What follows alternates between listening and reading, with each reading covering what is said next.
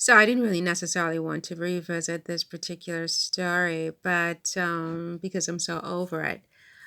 But I was thinking about it just because just this is the UK Guardian, by the way, UK Guardian, and it says here Spotify executive calls Harry and Meghan grifters after podcast deal ends. The reason I bring this up though is because apparently this same person, his name is Bill Simmons, apparently. Did you just say me? Because that would be catastrophic. That would be absolutely catastrophic. I have to see what happens. I mean, because that would be calamitous. To compress our quad, that would be calamitous. I mean, I'm not even wearing a bra. It's like, oh my god, that would be okay.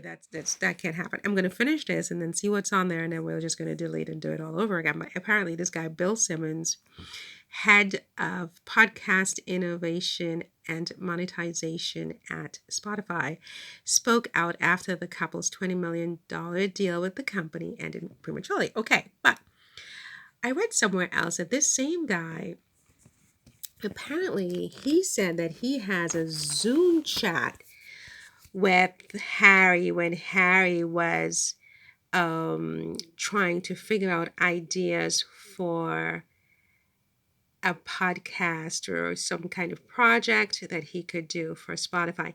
And this guy allegedly, I didn't hear him myself, said that, one day when if he gets drunk or whatever, I don't know, that he will share the Zoom chat or something to that effect. I mean, don't quote me. I didn't hear him say it myself, but I read that somewhere. Okay, so I don't know what he actually said, but whether he said when he was drunk or not drunk or whatever. But what interested me was the fact that he even said anything remotely related to that, where he would share the Zoom chat he shared with Harry. And I wondered whether legally he could do that. And I mean, I don't know, actually. Here's what I would say, though, for Harry and Meghan, if they're not already doing that, is that it is very important for them to have a confidentiality clause in every contract that they sign with everyone. I mean, and I'm sure they have lawyers. Obviously, they didn't just sign these contracts. These contracts are way too huge for them to have signed these contracts without legal advice. So I'm sure that there's a confidentiality clause in all of their contracts, but it may be a boilerplate confidentiality clause, which they might want to tweak a bit going forward to be very, very specific about the types of information that can be leaked or shared by their co-contractors, because otherwise they just open themselves up to a lot of exposure from a lot of people, because they're going to do a lot of deals and not everything is going to work out, and people get angry, they really do. And especially in this business, it's very competitive, and Harry and Meghan are sought after, and people are betting on them at this point, I think.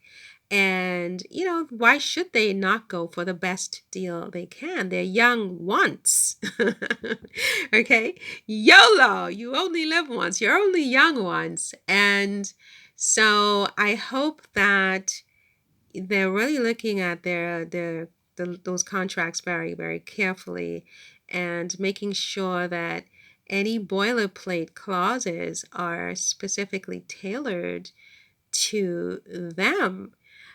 It's very, very important for them to have confidentiality clauses in all of their contracts, and for those clauses to be very specific to them.